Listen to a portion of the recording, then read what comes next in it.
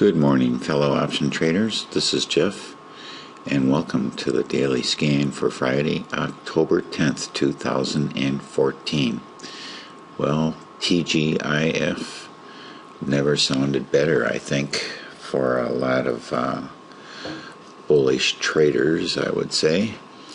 But we'll get to that in a moment. Jobless claims yesterday came in slightly better than expected, but didn't do much to give anybody sort of warm and fuzzy at all, especially with the labor force participation rate here in the U.S. where it's at, and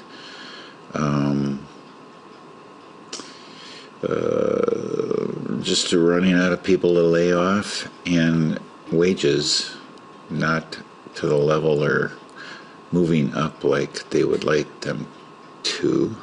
So for today, we have import and export prices and Treasury budget at 2 o'clock this afternoon. The old Friday afternoon releases, so that the news cycle doesn't pick them up until you don't start talking about them on Monday, and by the time Monday rolls around, there's some other crisis that makes the headlines. All right, let's look across the ponds. Over in Asia, solid red across the board, and in Europe, same story, solid red across the board.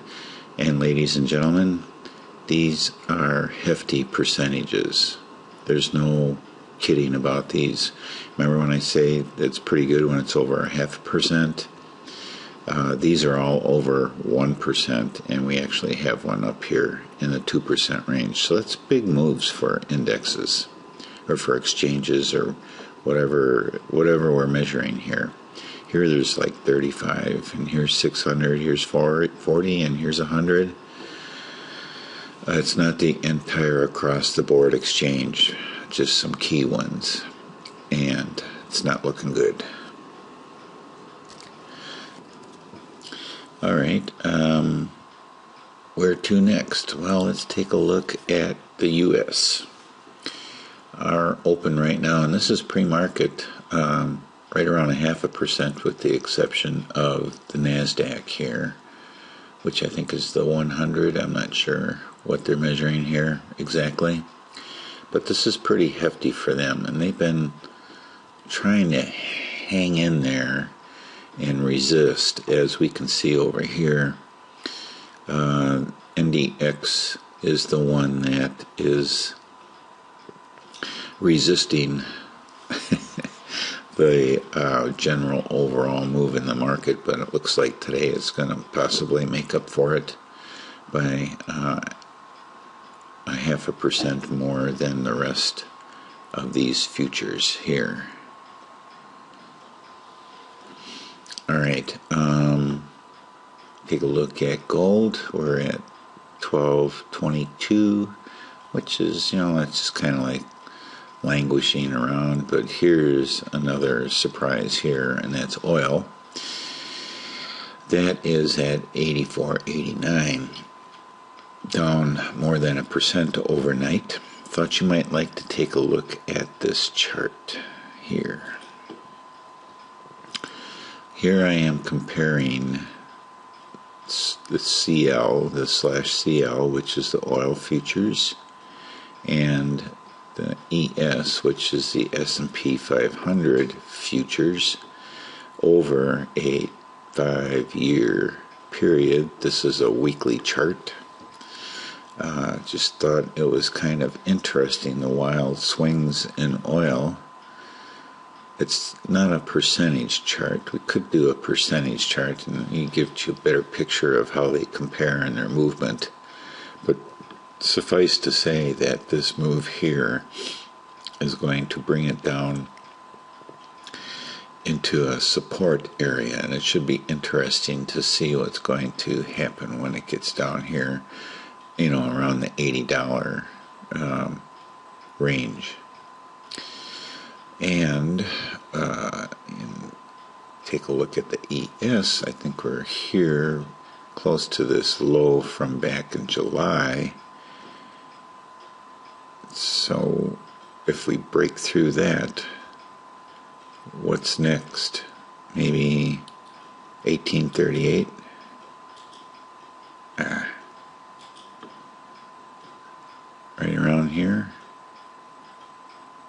would say. Might be the next area of support, which was resistance previously.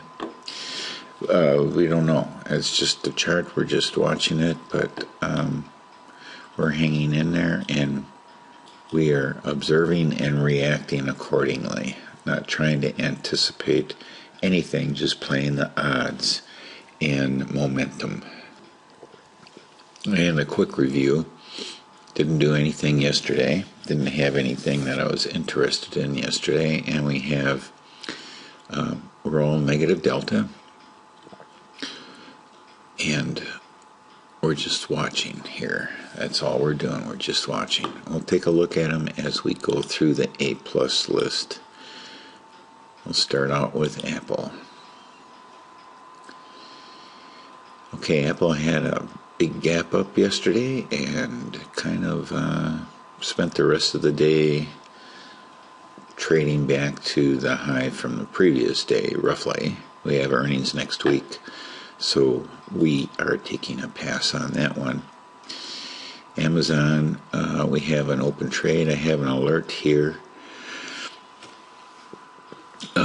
That was on this high from last Friday, and I'm going to change this now. This is at, the high here was 322, and I'll just round it off at that. So let's see here. If I can change this like that.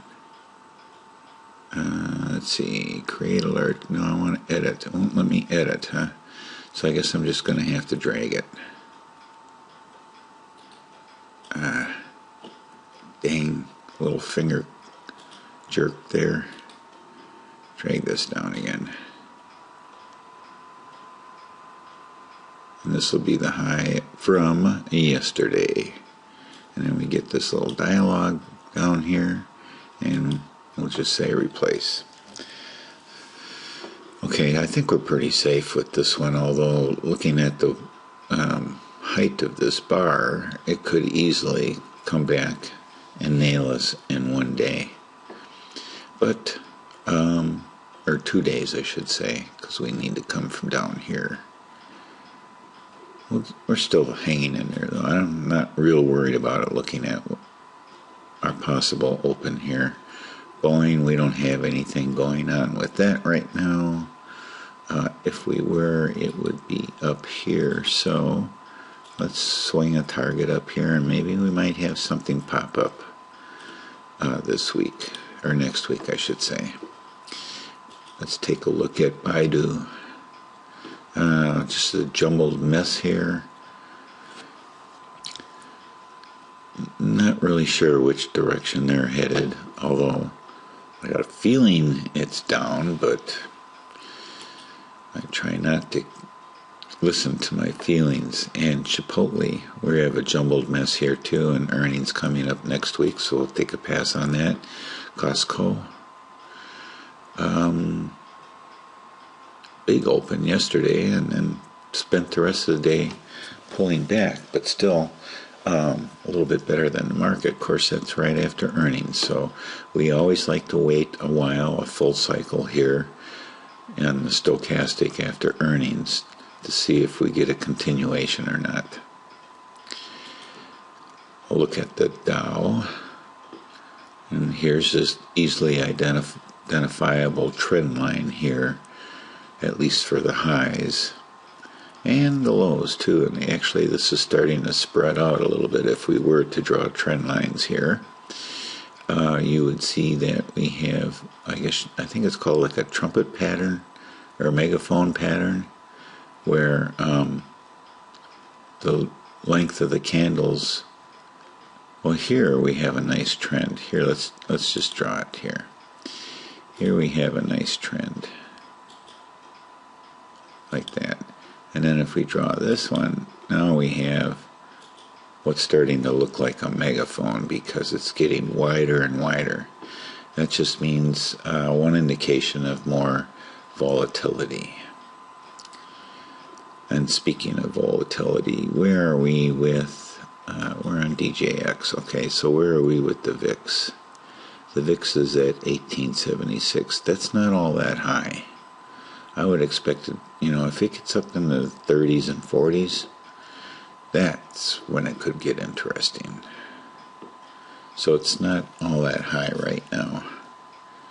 All right, so back to DJX. Actually, let's go to gold and take a look at that. Gold is heading up. I like to see that. We're just keeping an eye on it for right now.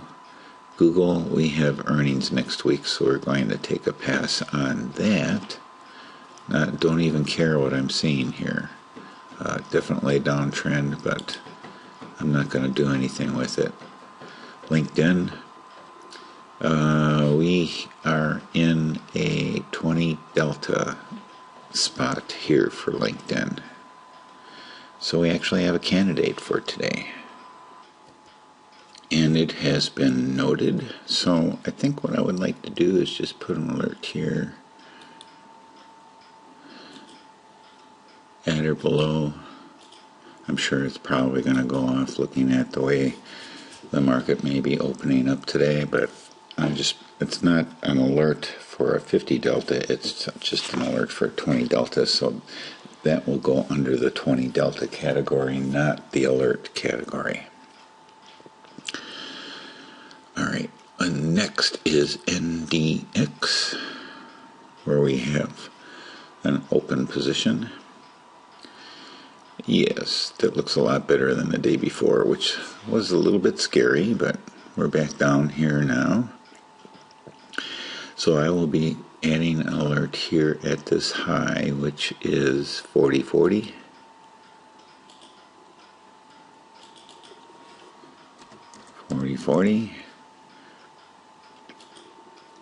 And I want it to let me know if it's going to move above that.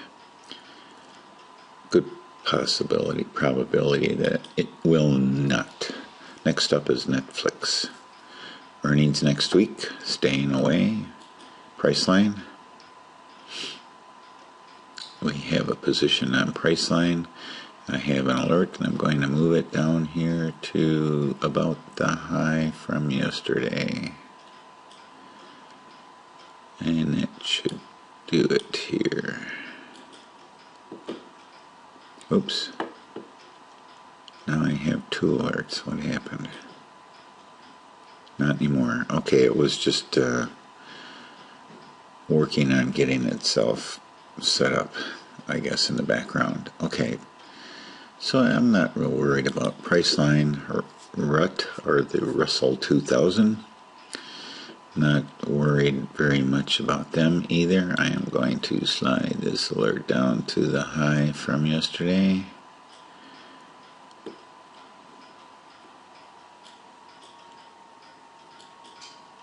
There we go. And SPX. In hindsight, I wish that I had gotten in on SPX back here, but I did not.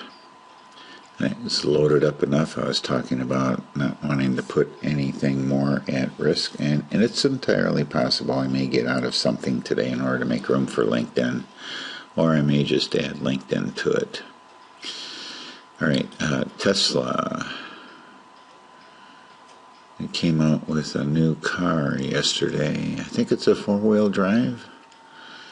And actually, I believe if you put the lane change turn signal on, it'll actually change lanes for you. And I read something else about it can read speed limit signs and adjust the speed accordingly, which for most people would be 15 above or a certain percentage above. I don't know if you can do that or not, but that's just what you need is more stuff to take over control of the car that is non-standard across different manufacturers. It just drives me nuts when I get into, my daughter's got an Odyssey van and I can't figure out anything on that. I'm lucky that I can get a radio station working on it. And I used to have a Sienna, but most of it was just, I guess you might call it analog. There's some digital to it. It was older, but all this fancy stuff and then it not being standard. It's like jumping from Windows to a Mac whenever you get into a different car. I mean, or even some other operating system that it's not, I don't think it's good. It's very confusing. It's fun to learn if you got time to learn, but if you have to drive, you can't be learning that stuff. So it kind of drives me crazy a little bit. All right, so anyway, Tesla might be setting up for a 50 Delta, but it's not ready yet, and I'm not particularly enchanted by this price pattern up here for a 50 Delta. Yes, stochastic is doing its thing. Yes, we have uptrends on both the 20 and the 50, but they're right in lockstep with each other right now. I'm not excited about that. So I may be taking this off, but I'm going to wait.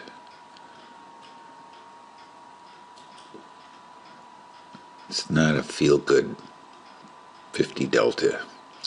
Okay, and then Visa missed this trade back here. Possibility of getting back in, but I actually kind of like LinkedIn a little bit better. So, all right, it's Friday, so that's it for this week. Have a great weekend. Thank you very much for watching, and happy trading.